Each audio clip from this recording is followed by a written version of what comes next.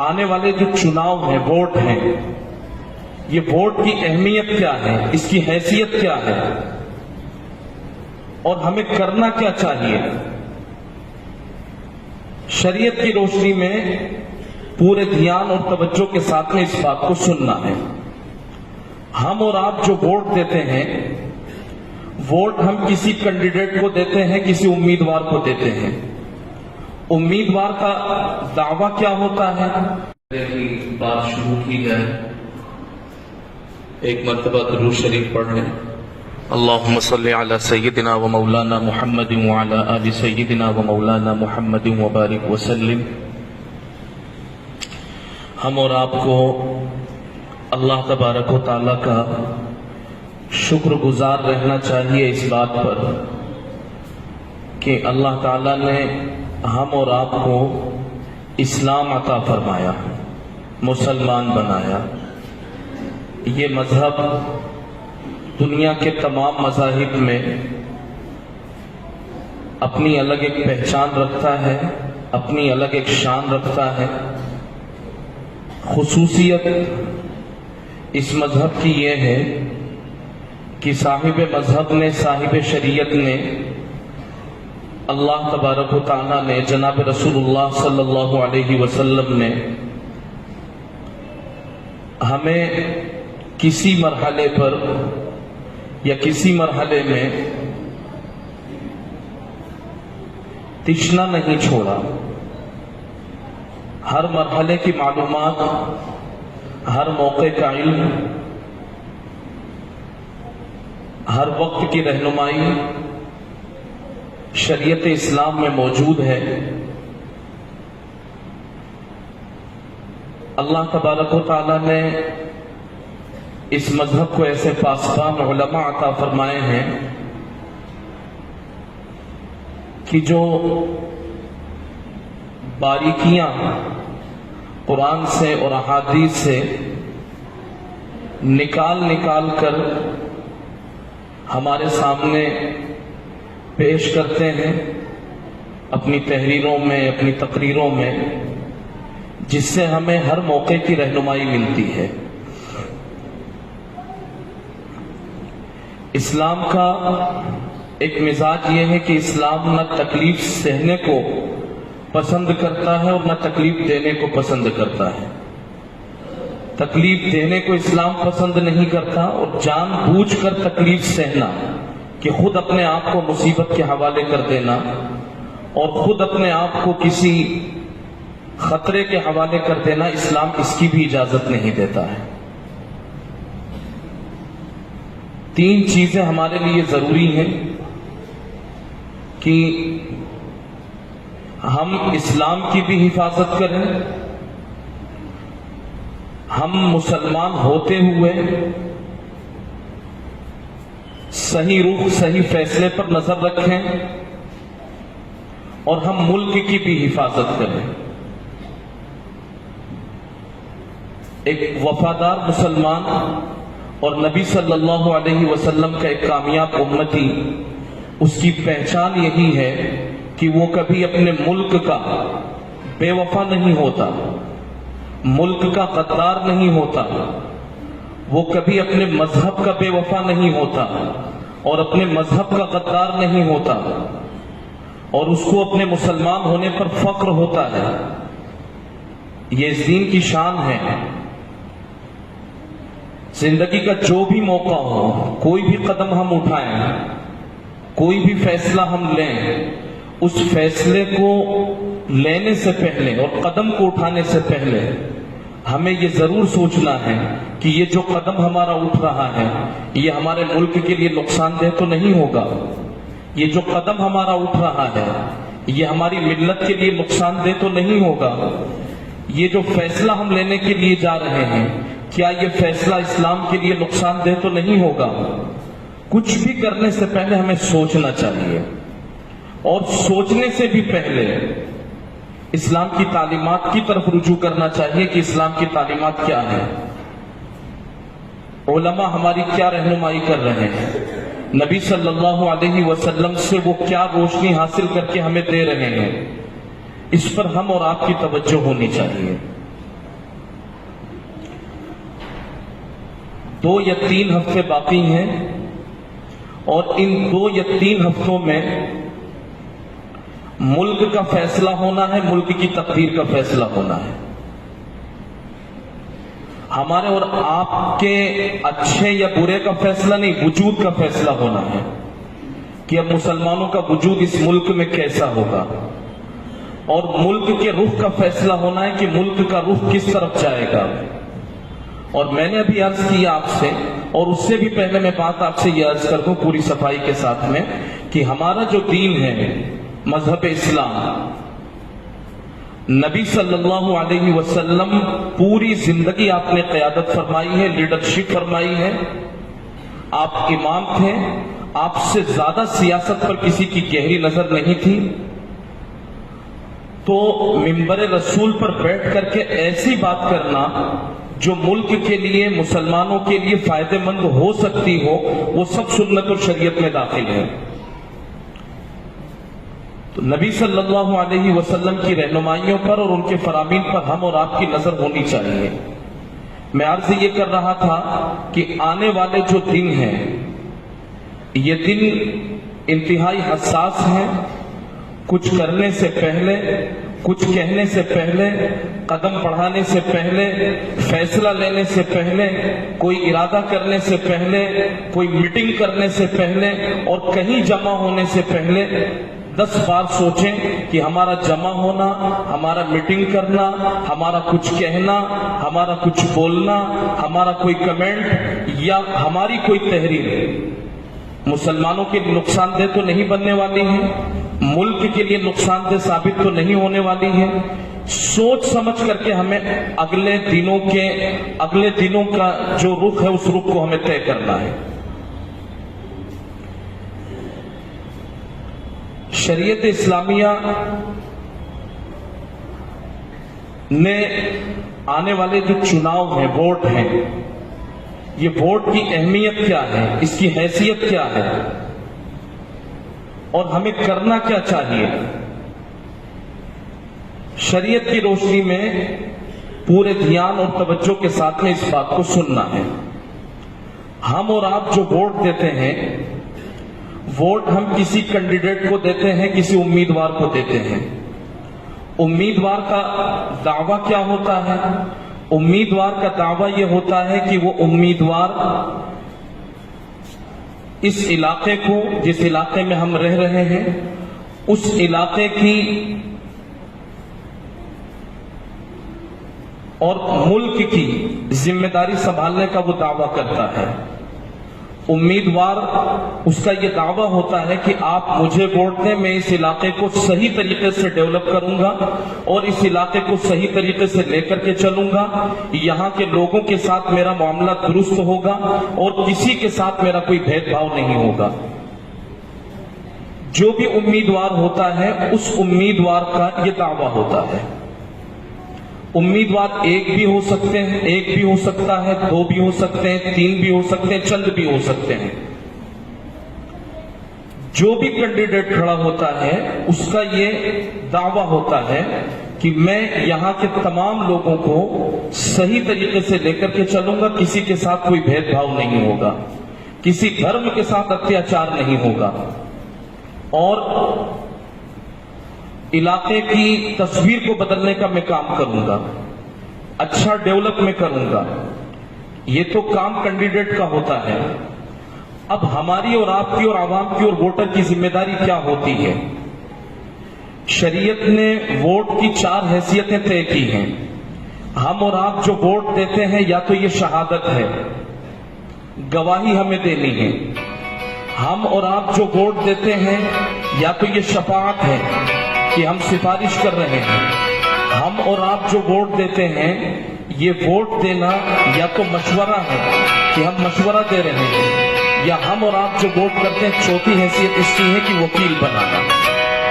पहली जो बात मैंने कही कि वोट करना, ये गवाही देना है, यानी हम अपने वोट के जरिए से ये गवाही देते हैं कि ये जो 3 चेहरे खड़े हुए हैं, 4 चेहरे खड़े हुए हैं, मैं अपना वोट देकर के ये गवाही देता हूं कि इन तीनों, चारों, 2 में से ये मुस्तहिक है कि हमारे इलाके को ये सही तरीके से लेकर के चलेगा।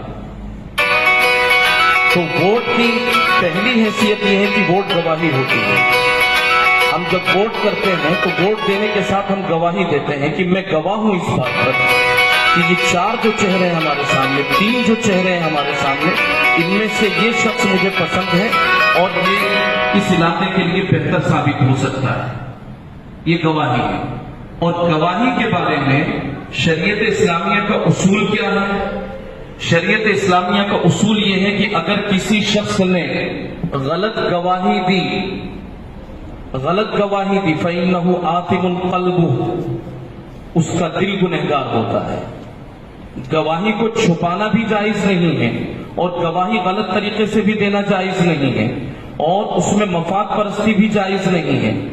مثلا یہ کہ 2 لوگ سامنے کھڑے ہوئے ہیں، ایک طرف اپنا سگا بھائی ہے، دوسری طرف کوئی عام شخص ہے، دونوں میں کوئی معاملہ ہوا اور گواہ کی حیثیت سے ہمیں جانا ہے. اب جس کو ہم سچا سمجھ رہے ہیں، درست سمجھ رہے ہیں، گواہی اسی کے حق میں دینی ہے، اگرچہ وہ اپنے بھائی کے خلاف کیوں نہ چلی جائے. اور اگر گواہی دیتے ہوئے ہم نے طرفداری کی، معلوم ہے کہ مجرم ہمارا بھائی ہے، مجرم کسی جگہ چوری ہوئی، اب چوری کے بعد میں 2 لوگوں کے نام آئے، ایک نام اس کا آیا، ایک نام اس کا آیا، ایک ہمارے بھائی کا نام آ گیا، کسی اور کا نام آیا. اب معلوم کیا گیا کہ کوئی ہے جس نے اس واقعے کو اپنی آنکھ سے دیکھا ہے. ایک شخص کھڑا ہوتا ہے کہ میں نے اس واقعے کو اپنی آنکھ سے دیکھا ہے. چوری کی ہوئی ہوتی ہے اس کے بھائی نے، جرم کیا ہے اس کے بھائی نے، اور وہ گواہی دے دیتا ہے دوسرے کے حق میں کہ چور تو یہ ہے. اس نے اس کے حق میں گواہی دے دی کہ چور یہ ہے، حالانکہ چور اس کا بھائی تھا، تو یہ غلط گواہی ہوئی. تو یہ ووٹ ہے، یہ ووٹ ایک طریقے کی گواہی ہے، شہادت ہے. نہ تو اس کو چھپانا جائز ہے اور نہ اس کو غلط استعمال کرنا جائز ہے. ہمارے اپنے مفاد پر بھی زد پڑ رہی ہو، ہمارا نقصان ہو رہا ہو، ذاتی طور پر ہمارا نقصان ہو رہا ہے، لیکن شریعت کا فائدہ ہو رہا ہو، شہادت صحیح رخ پر جا رہی ہو، تو ہمیں اپنے مفاد کو، اپنی رشتہ داری کو، اپنے تعلق کو بالائے طاق رکھنا چاہیے اور جو صحیح شہادت ہو وہ صحیح شہادت دینی چاہیے. اب ایک چیز ذہن میں آ سکتی ہے کہ جب 2 لوگ سامنے کھڑے ہوئے، دونوں ہی مجرم ہیں اور ہمیں اپنے ووٹ کے ذریعے سے کسی ایک کو چننا ہے، شریعت کی کیا رہنمائی ہے؟ جب دونوں ہی کرپٹ ہیں، دونوں ہی غلط ہیں، دونوں ہی ملک کے لیے نقصان دہ ہو سکتے ہیں، یا دونوں ہی یہاں رہ کر کے اتیاچار کر سکتے ہیں، یا دونوں کا رویہ اپنے باشندوں کے ساتھ درست نہیں رہے گا، ہمیں اس پر بھی اعتماد نہیں ہے، اس پر بھی اعتماد نہیں ہے. اب کیا کریں ایسی صورتحال میں؟ مصیبت ہے، اس کو چنے یا اس کو چنے، جس کو چنے مصیبت. شریعت یہ کہتی ہے جو ہلکے درجے کی مصیبت ہے اس کو چن لو، یا تو ایسا راستہ چنو جس میں مصیبت ہی نہ ہو، یا راستہ چننے میں مصیبت سے تو گزرنا ہی پڑے گا، مصیبت سے چھٹکارا نہیں ہے، تو اب راستہ چنتے ہوئے جو ہلکے درجے کی مصیبت ہے اس مصیبت کو چن لو. یہ شریعت اسلامیہ کی رہنمائی ہے.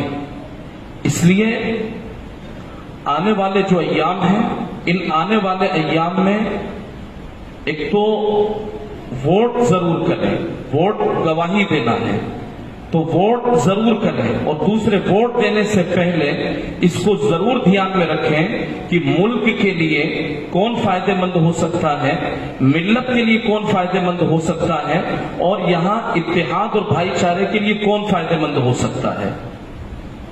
اور کبھی ایسا بھی ہو جاتا ہے، بعض مرتبہ ہمارے ذہن میں یہ آتا ہے کہ بھئی ہمارے 2-4 ووٹ سے کیا ہوگا، ہمارے ووٹ کی حیثیت ہی کیا ہے، ہمارے ووٹ سے کیا ہوگا، تو ہم ووٹ دیں گے ہی نہیں. ووٹ دینا ضروری ہے، بلکہ موجودہ وقت میں تو فقہی مزاج کو سامنے رکھ کے اگر میں یہ عرض کروں، جو ہمارے فقہا فرما رہے ہیں کہ ووٹ دینا واجب ہے، تو آج کے دور میں ووٹ دینا بھی واجب ہے.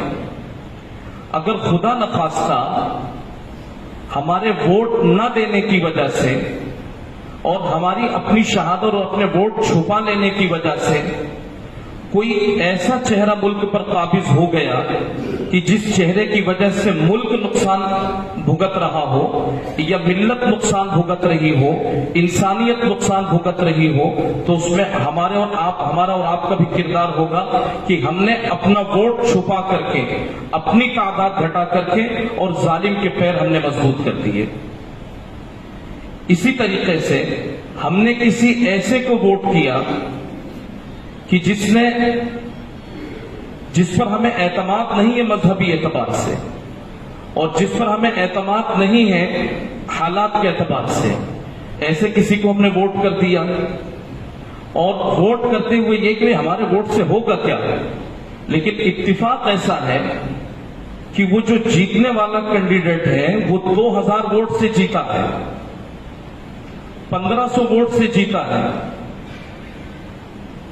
तो अब एक तरफ वो जितने भी वोट है, एक तरफ 70,000 वोट आए, दूसरी तरफ 72,000 वोट आए हैं, और वो 72,000 वोट ला करके और वो अपनी हुक्मरानी कायम करना चाहते, उसकी हुक्मरानी कायम होगी तो उसकी हुकूमत बनवाने में उन 72,000 वोटर्स का किरदार होगा। अब वो 72,000 वोटर्स अगर जानबूझ करके उन्होंने गलती की होगी और जानबूझ करके मुल्क को और इलाके को गलत हाथों में दिया होगा, और फिर जब वो काबिज होकर के जुल्म करेगा, किसी एक का भी मकान बुलडोज होगा और किसी एक के खिलाफ भी कोई गलत फैसला होगा, तो वो 72,000 वोटर्स जितने हैं जिन्होंने उसको मजलूम जिसने उस जालिम को मजबूत किया था, सब गुनहगार होंगे। ये मिजाज शरीयत है, हर मौके की रहनुमाई हमारी शरीयत में मौजूद है। इसलिए ये शहादत है, इसको अर्ज कर रहा हूं कि ये शहादत है। और गवाही देने के लिए, और आगे के 2-3 मसले इस जेल में, गवाही देने के लिए पैसे लेकर गवाही देना जायज नहीं है। वोट करने से पहले पैसे ले लिए कि हम पैसे लेंगे फिर वोट देंगे, तो ये गवाही देने के लिए शरीयत का हुक्म है गवाही देना। तो वोट देने से पहले अगर पैसे ले लिए और उसके हाथों बिक गए और फिर गवाही दी है, फिर वोट किया है, जायज नहीं उन पैसों का इस्तेमाल करना।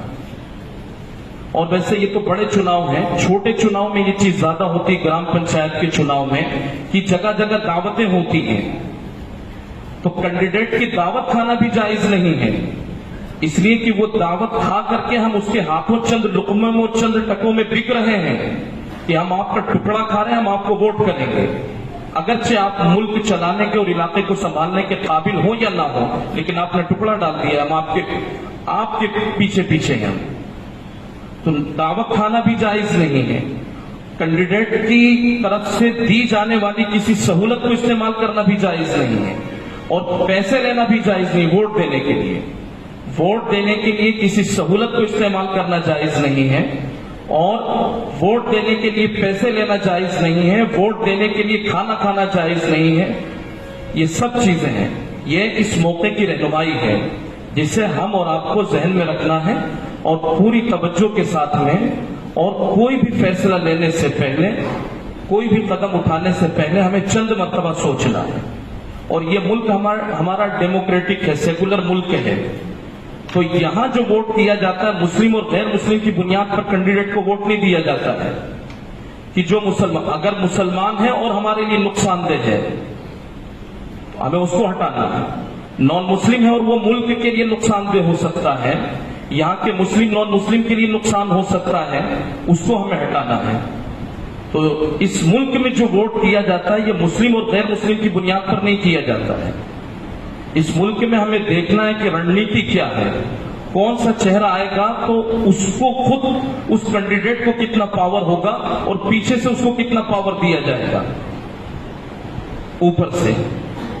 तो मुस्लिम और गैर मुस्लिम की बुनियाद पर यहां वोट नहीं दिया जाता है। यहां देखना है कि मुल्क के लिए, मजहब के लिए, आम लोगों के लिए, जिसमें मुस्लिम भी है नॉन मुस्लिम भी, फायदेमंद कौन हो सकता है, सबकी नैया को बचा करके कौन ले जा सकता है, ऐसे किसी शख्स को हमें चुनना है। और ये लम्हों ने खता की थी, सदियों ने सजा पाई। कहीं ऐसा ना हो जाए कि थोड़ी देर की चूक हमें एक लंबे नुकसान तक लेकर के जाए। और ये बात तो मैंने शुरू में अर्ज की और अब भी फिर अर्ज कर रहा हूं कि हर मौके की रहनुमाई शरीयत इस्लामिया में मौजूद है, اور علماء دین کا کام یہ ہے کہ وہ امت کی رہنمائی کرتے رہیں. تو یہ غیر جانبدارانہ طور پر آپ کے سامنے ووٹ کی کیا حیثیت ہے وہ ہم نے آپ کے سامنے رکھی ہے. اب فیصلہ آپ کے ہاتھ میں ہے، جس کو جو کرنا ہے وہ کریں. یہاں ممبر رسول پر بیٹھ کر کے تو ہرگز ہم سودے بازی نہیں کر سکتے، نہ کسی طرف ہم جھکاؤ ظاہر کر سکتے ہیں. ہاں جو شریعت کا پیغام ہے وہ امت کے حوالے ہے. اب جس کے جی میں آئے وہ کرے روشنی قبول. ہم نے تو دل جلا کے سر عام رکھ دیا. اور اس کے بعد جو دوسری بات عرض کرنی ہے، پوری دنیا کے مسلمان آپس میں بھائی بھائی ہیں. اگر دنیا میں کہیں بھی کسی مسلمان پر کوئی ایسا وقت آ پڑے کہ وہ خوش ہو رہا ہو، اس کے گھر میں شادیانے بج رہے ہوں اور خوشی کے زمزمے گائے جا رہے ہوں، ہماری ایمانی ذمہ داری ہے کہ ہم اس کی خوشی میں خوش رہیں، شریک ہوں. اور خدا نخواستہ اگر دنیا میں کسی بھی جگہ کہیں کوئی ہمارا مسلم بھائی تڑپ رہا ہو، سسک رہا ہو، ہمارے بچے، ہماری قوم کی عورتیں اگر وہ پریشان ہو رہی ہوں، ان پر ظلم کیا جا رہا ہو، تو اس کی کثرت ہزاروں کلومیٹر کے فاصلے پر ہمیں دل میں یہاں محسوس ہونا چاہیے. اور جو کچھ ہم کر سکتے ہیں وہ ہمیں کرنا بھی چاہیے. غزہ اور فلسطین کا جو معاملہ ہے اس وقت میں، اللہ تعالیٰ ان کو جزائے خیر نصیب فرمائے.